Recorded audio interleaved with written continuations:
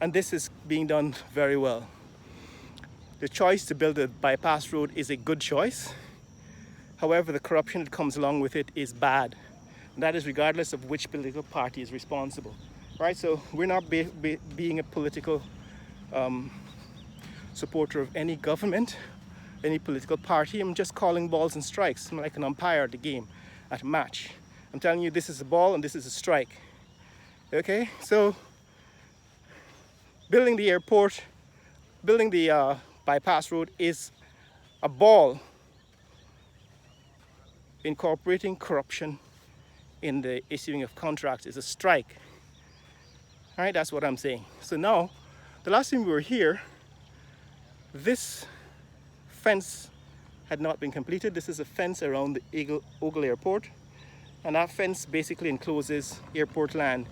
And it seemed from the time we were here that they were going to extend the airport where those flags are.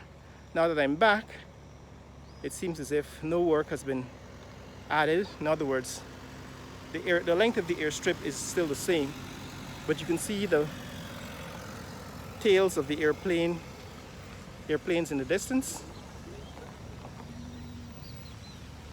So we're gonna have to wait to see whether this in fact is an extension of the airport line. You can see an aircraft there taxiing to take off.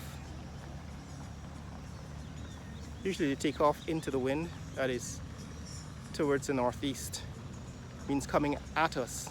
That aircraft is heading away from us, so maybe it's going to go down the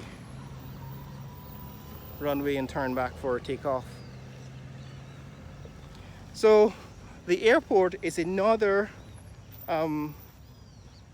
site for development.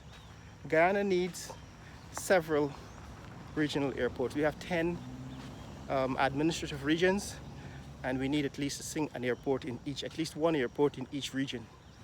Currently, Region 4 has 2 airports, the Ogle Airport, which is the one we're looking at here, and Timeri, Chedi Jagan Airport, which is the only international airport so far. Well, Ogle now being added as an international airport because of regional flights coming in from the Caribbean. It's still too short to land for full-size jets to land. All right, so maybe you can come in here on a private jet, but you can't land in a 737 or a 777. So we have a long way to go. There are still no regional airports in Berbice, although Gaisuco has airstrips at Albion and Rose Hall, Kanji, and so on. So there's room for development, right? So this is not political. This is about examining, analyzing the growth of the economy and whether we're getting value for the money we spend. Right? Guyana has now received $4 billion US dollars from oil and gas and accounting, because this year I think we're supposed to get about 2.5 billion in profit and royalty from ExxonMobil, which means we should have about $6 billion in our sovereign wealth fund. But we're spending, the current government is actually spending, has increased the amount of money being withdrawn from the sovereign wealth fund, and so that fund is currently around $2 billion instead of $4 billion.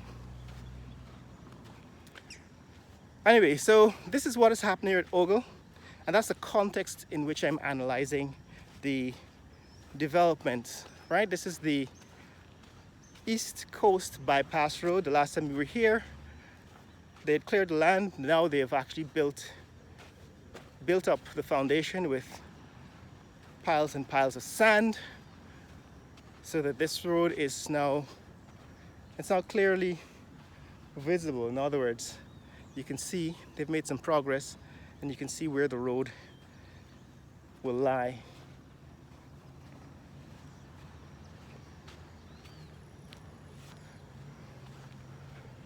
So now we're approaching the entrance to the Ogle Airport across, you know, where that billboard is located. That's the entrance to the Ogle Airport, the road that takes you into the Ogle Airport. And this is why it's a bypass. This road that we're on is now heading south and going past the new Marriott, AC Marriott Hotel, and down. That plane is just taken off, the one we were looking at in a few minutes ago. All right, that's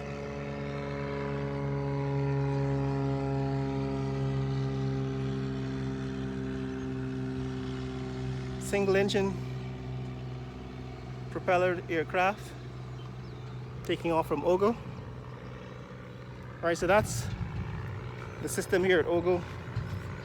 Take off into the northeast. Right now there's no wind, it's quite calm, so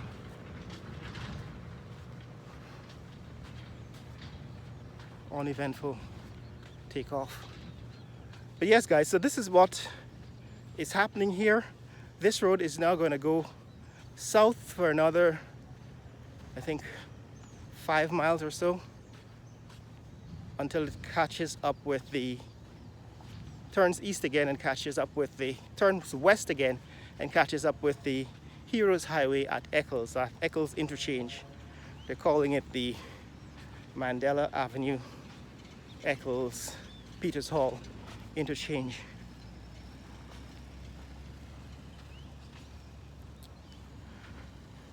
And what we're seeing is progress. They've completed the culverts, they've covered them, and they've begun to lay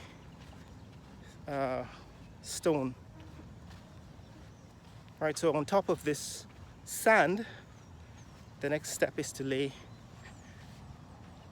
stone and then to cover it with, I think what they're building now is concrete highways, because they're supposed to be more durable than the asphalt.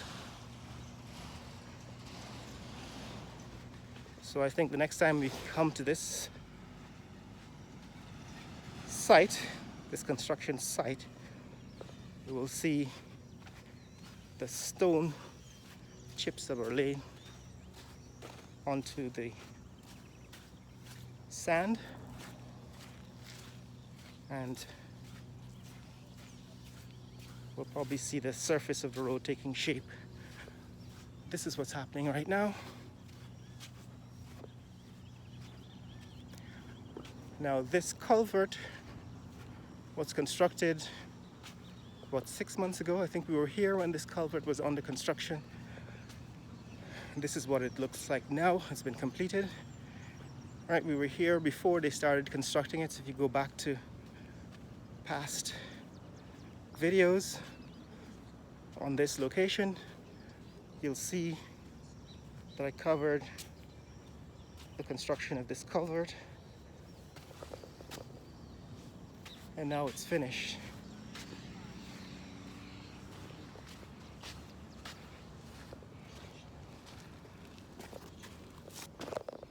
Still a bit of a step down there, so they're going to have to build up